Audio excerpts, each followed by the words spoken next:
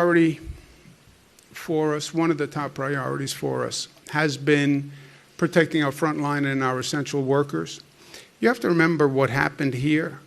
It all happened so fast that it's almost hard to gain perspective on it. But the frontline workers, they showed up and went to work and put their lives in danger so everyone else could stay home.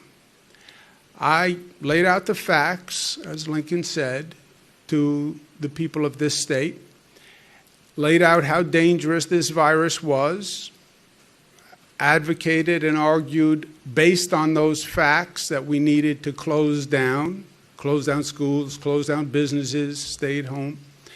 People did that. In the next breath, I said, and by the way, we need you essential workers to go to work tomorrow. After just having explained how dangerous the virus was, to justify shutting down society in a way it had never been shut down before, next breath, essential workers, I need you to go to work.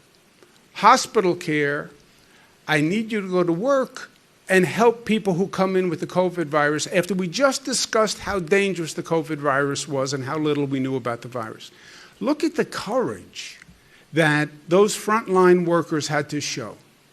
I mean, it is still amazing to me. And I just want to make sure on a human level we're doing everything that we can for them. So we've been aggressively testing the frontline workers to find out who needs help, how many people actually have been infected, and we've been working with the police and transit workers and healthcare workers.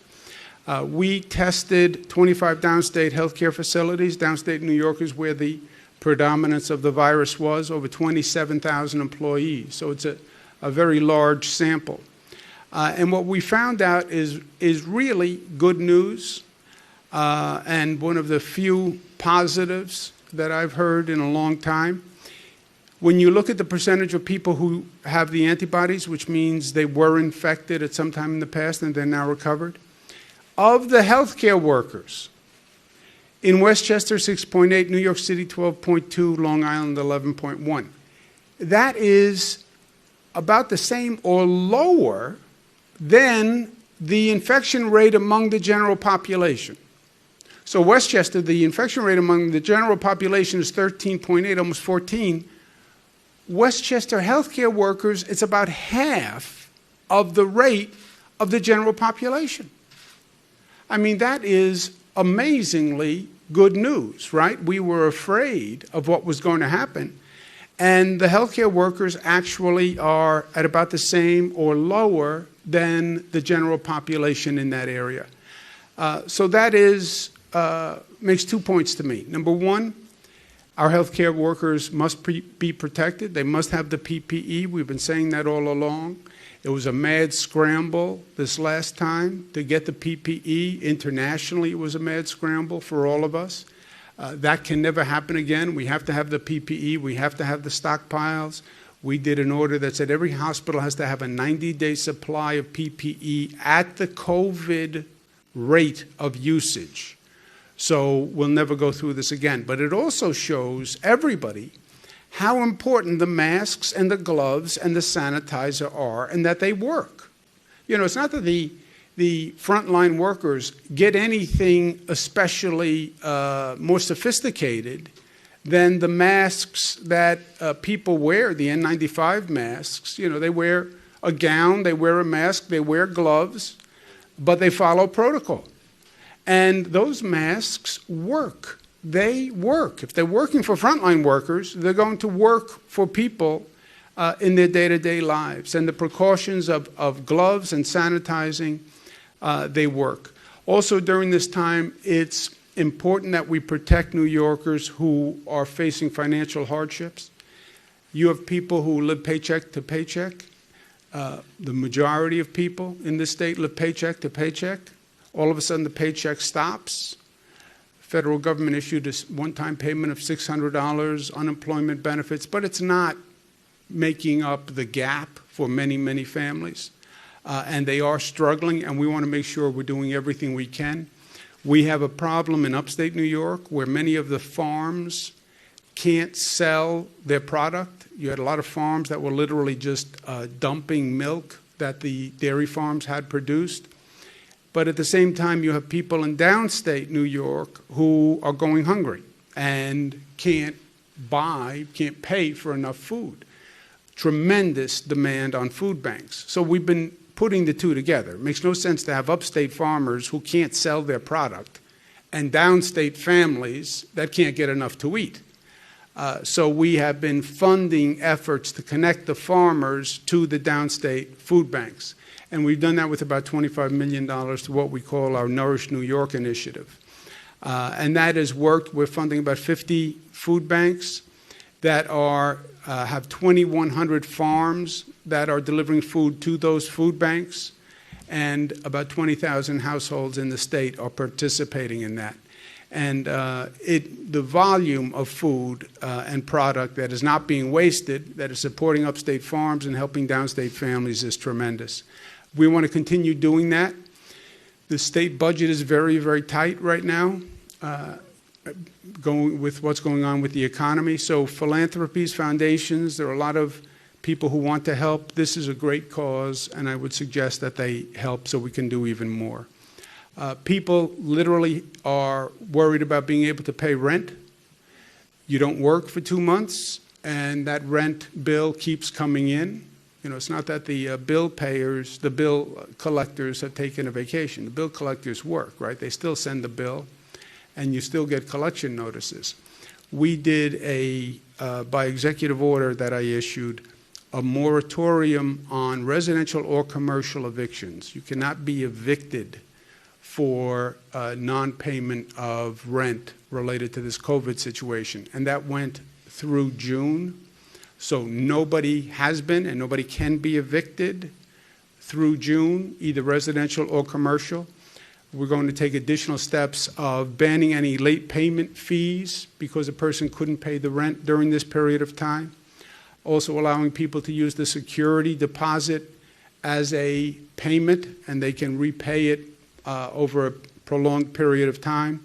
But also I'm going to extend that moratorium an additional 60 days. It hasn't expired in June, but people are anxious, and June for many people is just next month, and the rent bill is going to come due. So we're going to extend that 60 days until August 20th.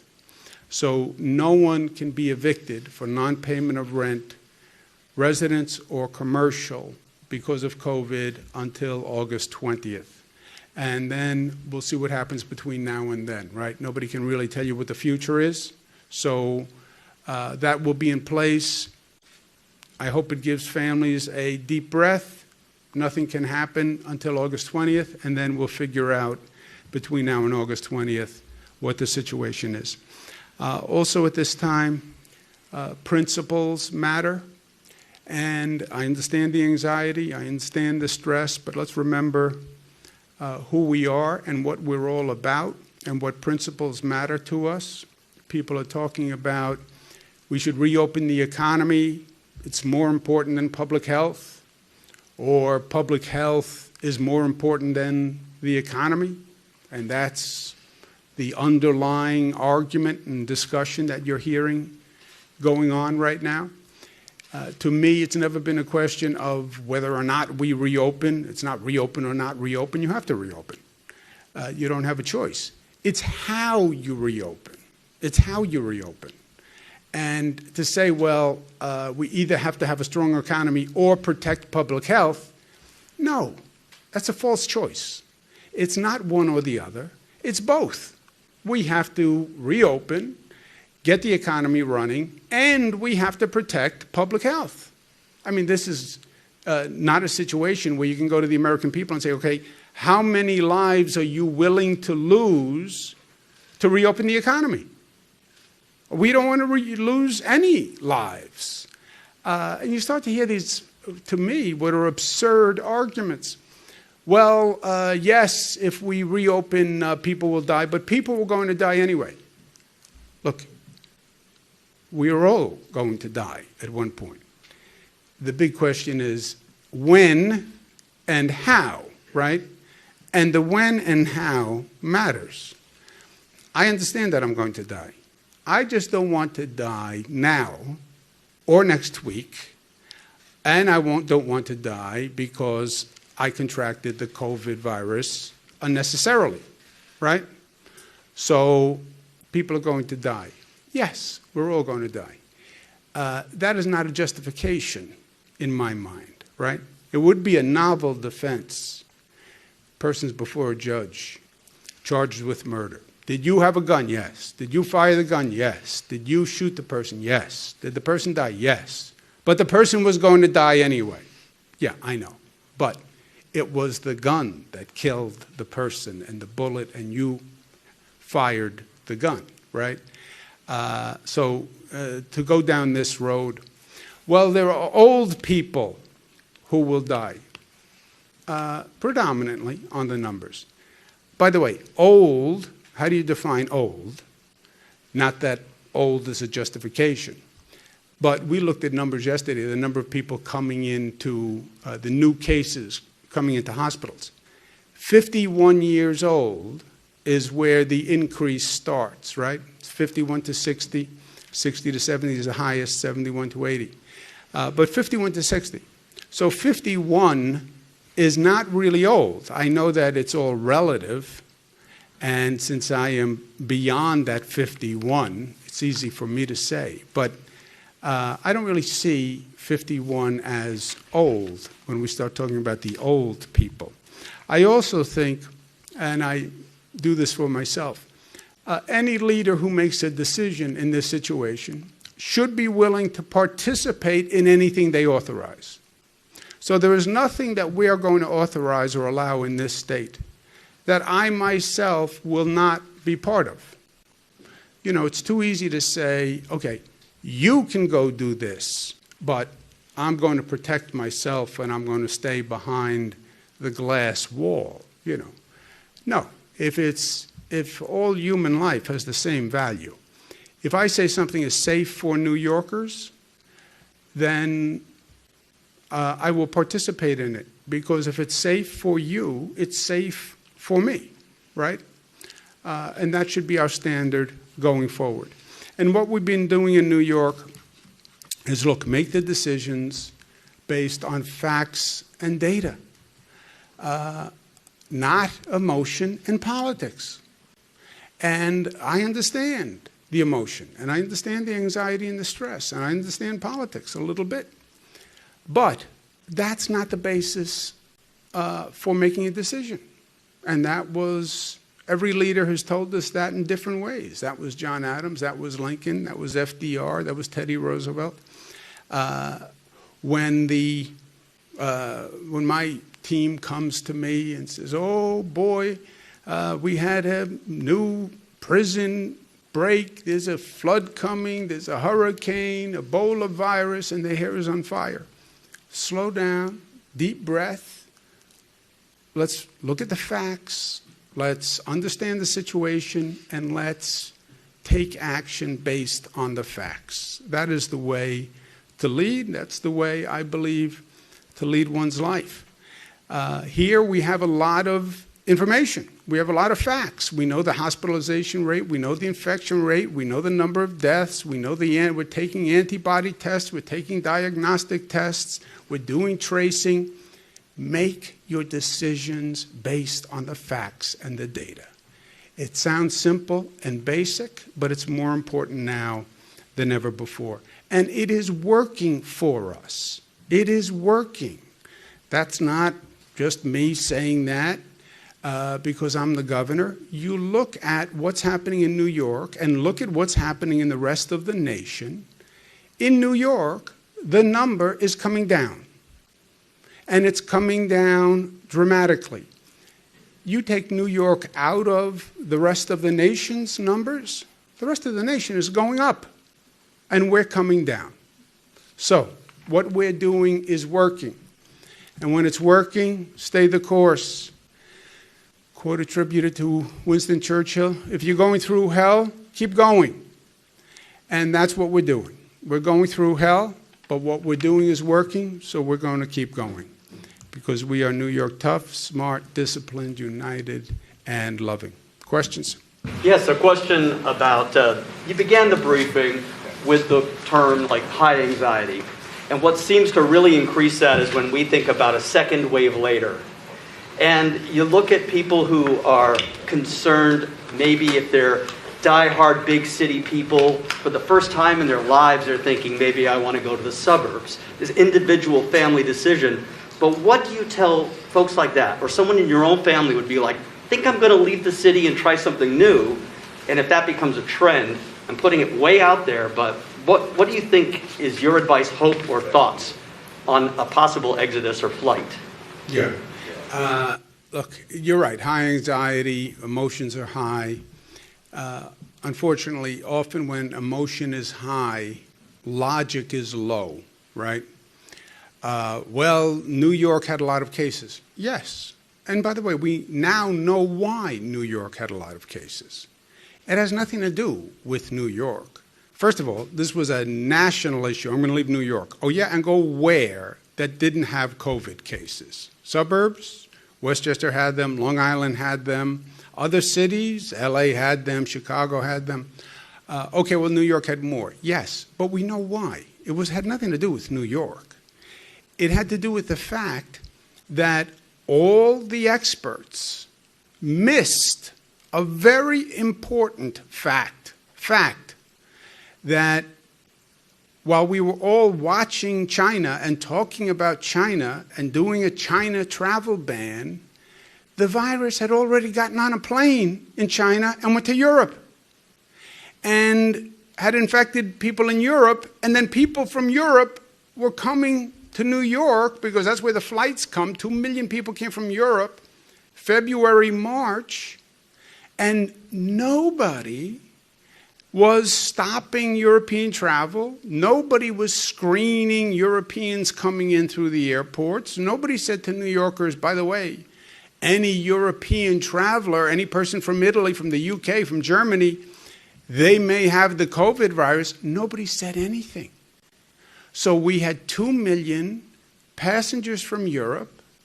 Everybody's still talking about China.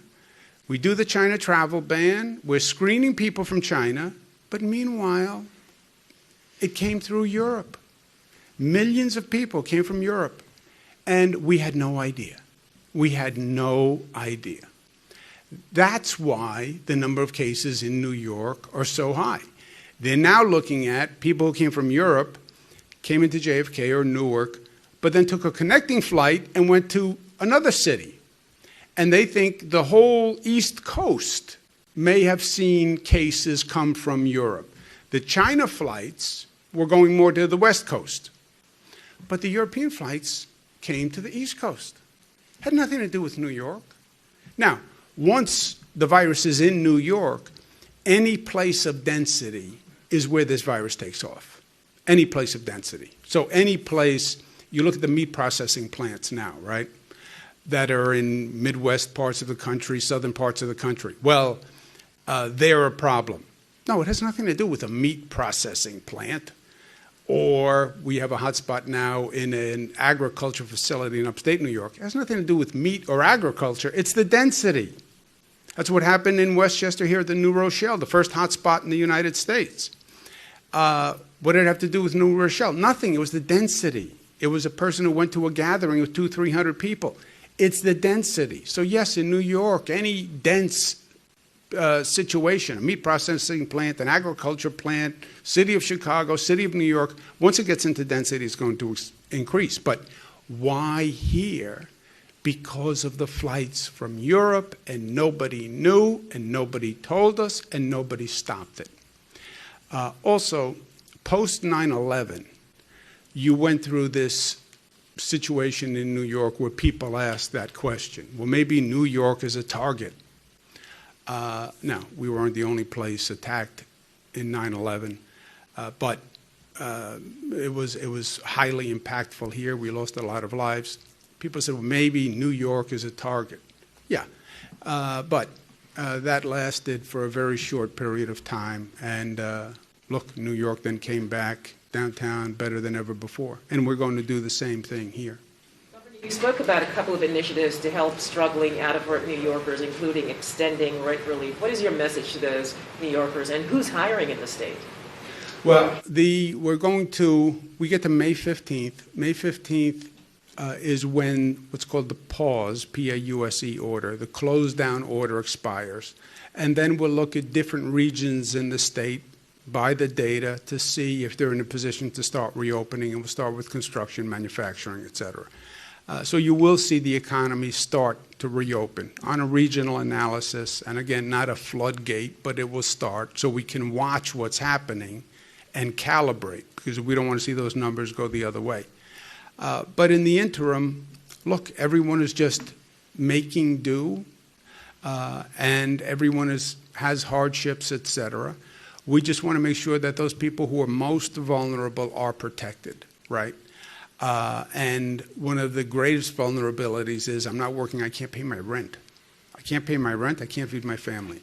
Okay, we have to make sure that those people are protected. Nobody can be evicted because of non-payment of rent, so let's take that issue off the table. We have to make sure everyone has food to feed their family. We're doing that through a number of ways, subsidy programs, et cetera, and last resort, these food banks that we're talking about today. But the number one issue that people talk to me about probably is rent and fear about being able to pay their rent. And this just takes that issue off the table until August 20th. Well, what happens on August 20th? You know what? I can't tell you what's going to happen 2-3 months down the road, but I can tell you whatever happens, we will handle it at the time. And that's what we've been doing with this situation all along, literally in 2-week increments. This is unlike anything we've seen before, so I'm not going to sit here and say I have a crystal ball and I'm going to tell you what's going to happen in a month or 2 months. And anyone who tells you that, I think I would question that person seriously, because there has been no one who has gotten this right from the time it started. Take one more? Well, I don't want to take too many questions, but about the rent relief and the landlords who would say they've got to pay the mortgage. I get it. That's a trade-off. Look, none of these decisions are easy. None of these decisions are easy. And you're right. The landlord will say, okay, so now the tenant doesn't pay their rent, but I still have to pay the electric bill. I still have to pay the mortgage. That is true. That is true. And we're working on relief from the banks for the landlords also. And there are programs that the federal government's doing and the state is doing to make sure those banks also get relief so they don't have to do any foreclosures, and we stop the foreclosures on the landlords. But you're right. There is no doubt a trade-off between the tenant and the landlord. We're helping the landlords also. But on a human level, I don't want to see people and their children being evicted at this time through no fault of their own. You know, my grandfather used to say, if you have your health, we can figure out anything else. We can fix anything else. If it's about money, we'll figure it out. But you have to have your health. That's why public health versus the economy, I don't see the trade-off. We have to have our health. We should protect human life. I don't care if a person is old. You know, I'm old by your definition. I still think I have a value, right? My mother's old. You know, she's the most precious person to me. So protect every life. And I'm not going to trade off public health. And we'll figure out the dollars and we'll figure out the economic impact. But we'll protect people in the meantime, and we'll protect their health. Really quickly, you've spoken about COVID-only overflow facilities that can take positive nursing home patients. Are you aware of any in the Hudson Valley? We have facilities all across the state that can take any COVID positive person from a nursing home. So any nursing home operator who cannot provide adequate care for anyone in the nursing home, you call the Department of Health, we have beds and care for that person. And no nursing home should keep a person in that nursing home who they cannot provide adequate care, period. They violate their legal obligation and their ethical obligation to the state of New York. If they cannot provide care for any reason, and adequate care, they don't have enough staff, they don't have enough equipment, I don't care what it is. Any reason, that person has to be referred from that facility, and they have to call the Department of Health. And that's their legal obligation. It's not just the right thing to do, it's their legal obligation. Okay, thank you very much. Thank you for letting us be here.